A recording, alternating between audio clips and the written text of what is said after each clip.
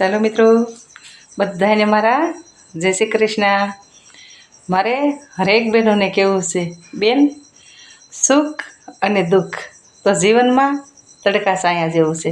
સુખ પછી દુઃખ આવે ને દુઃખ પછી સુખ આવે।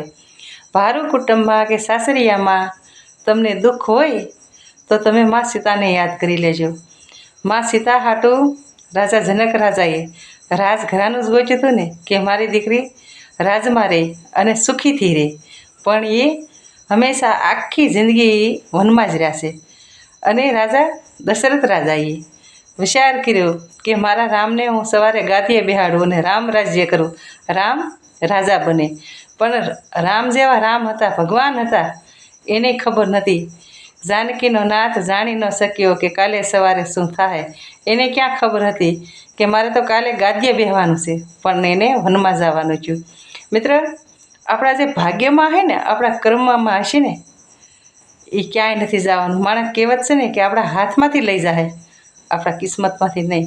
આપણા કિસ્મતમાંથી કોઈ નહીં લઈએ કે મિત્ર।